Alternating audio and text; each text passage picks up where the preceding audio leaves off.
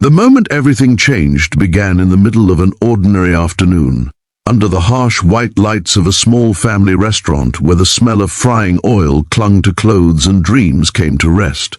Arav Mehta, a single father who counted coins before counting hopes, had no idea that one quiet decision made during a daytime lunch rush would echo far beyond that cramped dining room.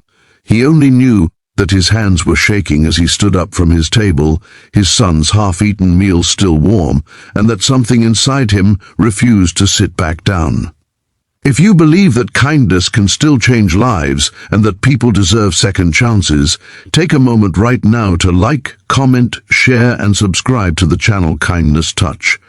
Your support helps stories like this reach hearts that need them. Arav had not planned to eat out that day. He usually packed simple meals to save money, but 8-year-old Rohan had begged for a treat after a long week of school exams. Arav gave in, choosing a modest restaurant near the bus stop, the kind where sunlight poured through dusty windows and families filled plastic booths with laughter and exhaustion. He watched Rohan chatter about a science project, nodding along while calculating how many extra shifts he would need to cover the expense. Since his wife's passing 3 years earlier, life had become a careful balancing act between grief, responsibility, and survival. He worked as a daytime delivery driver, picking up parcels under the sun, always racing the clock to be home before dark. There was no safety net, no one else to catch him if he fell. That was when he noticed her. She sat alone at a table near the window, dressed simply but with a quiet elegance that did not belong to the place. Her posture was stiff, her face pale despite the daylight streaming across her features.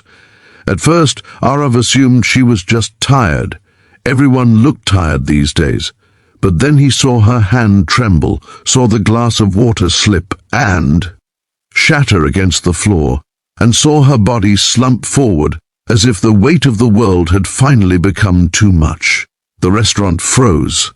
Forks paused mid-air, conversations died, and the staff looked at one another in panic.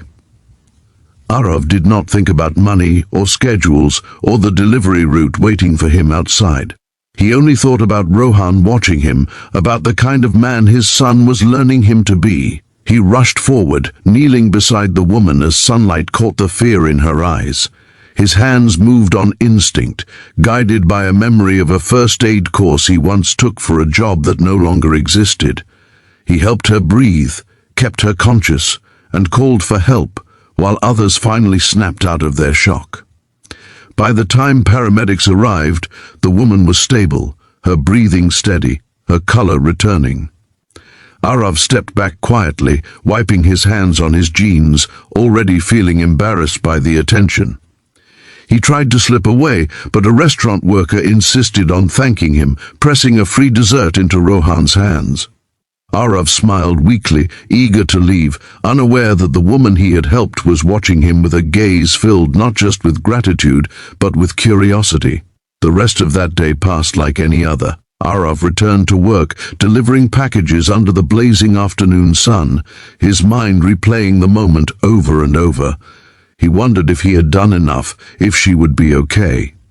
By evening, exhaustion swallowed him whole. He tucked Rohan into bed, listened to his son proudly recount how his father had helped someone, and felt a familiar ache in his chest. Being a good example was a heavy responsibility when you felt so broken inside. Days passed.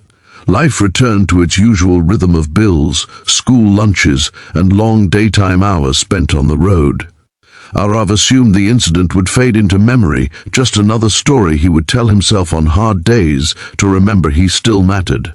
Then, one bright afternoon, a sleek black car rolled into the narrow lane outside his modest apartment building. It stood out like a shadow in sunlight, polished and silent, waiting. Arav watched from his window, confusion knitting his brow as a sharply dressed man stepped out. The man carried himself with the calm authority of someone used to opening doors to worlds most people never saw. He knocked, and when Arav opened the door, the man introduced himself as Kunal Verma, a private driver. He explained that he worked for Anika Rao, the woman Arav had helped at the restaurant. The name meant nothing to Arav at first. Then Kunal mentioned her family, a name that dominated business headlines and whispered conversations. Anika Rao was the sole heir to a vast fortune, a billionaire known for her privacy and philanthropy. Arav felt his knees weaken. He had saved her life without knowing who she was, without expecting anything in return. Kunal explained that Anika had been recovering and had asked him to find the man who helped her. She wanted to thank him personally. Arav's first instinct was to refuse. He did not belong in that world. He wore worn clothes, lived paycheck to paycheck, and still struggled to sleep through the night without memories of loss creeping in. But Rohan's excited eyes peeked from behind the door, and Arav realized that sometimes courage meant stepping into discomfort. They met in the daytime, at a sunlit garden cafe far removed from the chaos of the city.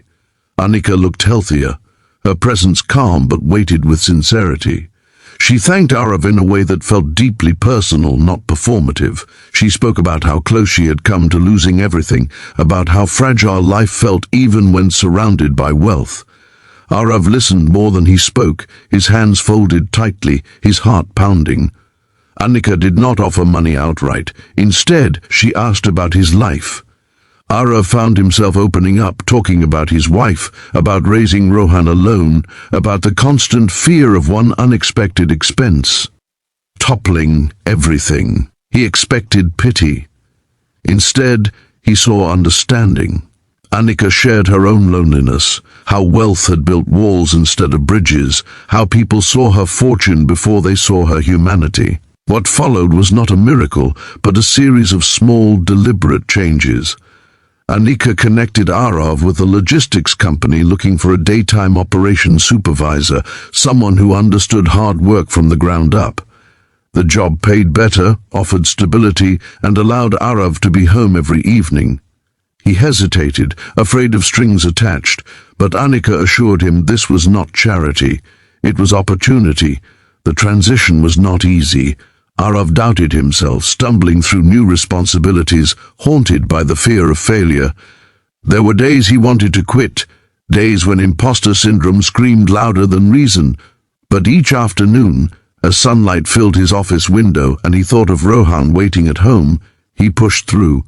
Slowly, confidence replaced fear. His co-workers respected him, his supervisors noticed his dedication. For the first time since his wife's passing, Arav felt like the future was not something to dread. Rohan noticed the change too. Their home felt lighter. Laughter returned in small bursts, like sunlight breaking through clouds. Weekends became moments to cherish rather than time to recover. Arav realized that the rescue at the restaurant had not just saved a life, it had reminded him of his own worth. Anika remained a quiet presence in their lives, never intrusive, always respectful. Sometimes she would check in, not as a billionaire, but as a friend who understood the strange weight of survival. Arav learned that kindness did not always roar. Sometimes it arrived softly, disguised as trust. As months passed, Arav stood one afternoon watching Rohan play in the park, sunlight dancing across the grass. He thought about that day in the restaurant, about how close he had been to staying seated, to minding his own business. He realized that courage was often invisible in the moment, only revealing its impact later. If this story touched your heart, if it reminded you that even small acts can ripple into something extraordinary, please take a moment to like, share, and comment. Your engagement helps keep these stories alive and reaching those who need them most. Before this story ends, I have one special request for you. Please comment with the word kindness if you believe that helping someone, even when no one is watching, can change lives forever. Arav did not become rich overnight. His life was not transformed into a fairy tale, but he gained something far more valuable. He gained stability, dignity, and the quiet pride of knowing that his son would grow up believing in compassion.